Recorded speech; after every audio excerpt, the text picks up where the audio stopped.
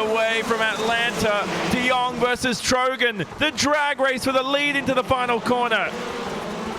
De Jong maintains the advantage ahead of the Finn. Fox is in fourth as Matt Adams is up in the third. Is brilliant. Just a brilliant start from Matt Adams for his best result so far if he can keep it. That might be the cleanest feature race start we have all year. We have a Volkswagen in the background. I believe it's Matt Madigan. He found a tire ball, and he basically grip rolled. As we watch Josh Fox here on your screen, he's wrestling for position with the 17 of Matt Adams. They're going to go side by side. But in that final sequence of corners, 17 into the wall, but he's going to bounce off of it and immediately bounce back. But it's going to be Mitchell de Jong, cycles into the race lead. Sammy Matty Trogan, I believe, who did not take the shortcut. He was second at the start of it. He cycles down to your mid-pack. Yep, exactly. So it's basically De Jong versus Trogan here, but Josh Fox needs to pass De Jong on track for victory. They both opted for the Joker. Let's see if Trogan opts for it this time round. No, he's continued to the donk slide. That banked hairpin here at Atlanta, which is just ever so thrilling. There is the Finn on screen, and in 8 laps time, he could be champion. And he's got a couple of Finns in front of him. I think those two cars, those two red and black positive sim racing cars, are going to be what dictates Sammy Matty Trogan taking to the Joker up and over the jump. You can see he's starting to close in on that duo in front of him through the S's. He's going to work. First one's going to be Daniel Matrani, who he reels in. Then it's going to be Otto Taskinen. Does he go to the Joker this time? I think he should. And that's immediately the right call. Will it fight beyond for the lead? He's awfully close. There is the Coanda SimSport driver up ahead of Mitchell de Jong. And the two head through the final corner in first and second respectively. Now Josh Fox in third has dropped off the pace a little bit, let me tell you that much. The Williams Esports driver on screen, but let's ride on board with Trogan. Let's see if he can reel in the gap. Yeah, he's going to do everything he can to reel that gap down and in, but I think he's sort of just getting outpaced a little bit as Sammy Matty Trogan goes to work trying to reel that gap in. The gap at the end of the last lap was 0.6 of a second as they work through that left-handed sweeper. Our graphic updating showing that to be growing out maybe a little bit larger to about 0.7 of a second. We'll see what it maybe gets to a little bit closer to the end of the lap. A couple other drivers that were having a scrap were Bobby Zielinski, and actually take that back, Bobby just took to the Joker, so that battle comes to a close, but Mitchell opens up a 10th that last trip around the racetrack, Johnny. Josh Fox has had some impressive pace recently. He took his first pole of his career last round at Daytona, don't forget. Had the worst of races, though.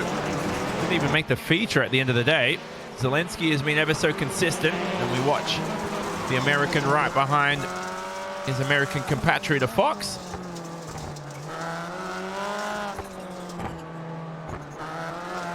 Through the final corner they go. I'll tell you what, Randy, we've established something. There's at least a 4-horse race for the final win.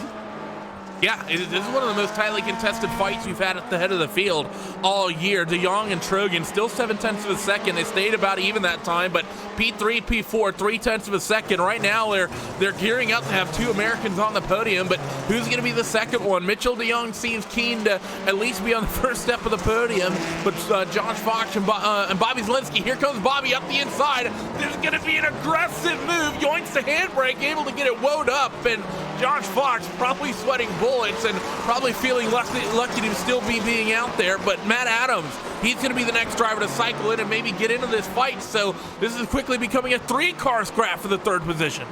Yeah, Matt Adams, this is impressive pace from him. It'll be a career best result if he can make this stick into the top 5. We ride on board with the number 17 North Force Racing driver. And yet again, he's running the Subaru. 5, 6, I'm counting the Subarus here. 8 Subarus in your top 8 positions. Then the Fiesta of Lowe is down in 9th. And then the V-Dub of Madigan is 10th. That's ironic, Randy, considering the Subaru is the slowest car on a worn track.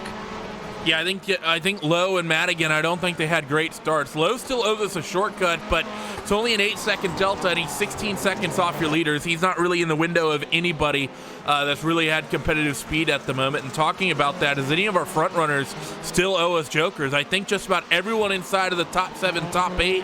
I think top 9 nearly is taken to the yeah, I think everyone besides Garrett Lowe and Matt Madigan have taken to the Joker lap, Johnny. So if anyone's going to make passes here in the closing couple laps of the season, they're going to have to find somehow, some way to do it on the racetrack. It's not going to help Madigan. He's going to remain in last after that Joker because of the carnage that ensued at the beginning of this race.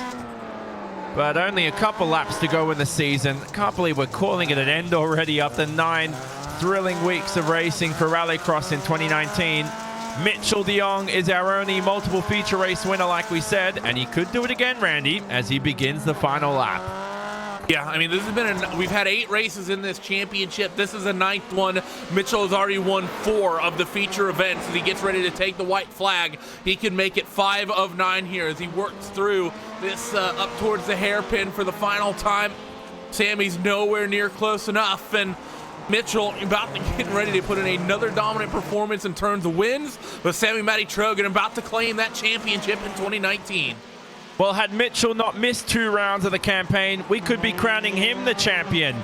But he'll end the season on a high here for sure. The VRS Coanda SimSport driver takes his 5th win of the season, but he's not the champion. That's going to be Sammy Matty Trogan, the Finn, who becomes our 2019 Thrustmaster iRacing Rallycross World Champion. And what a thrilling campaign it was for the Finn.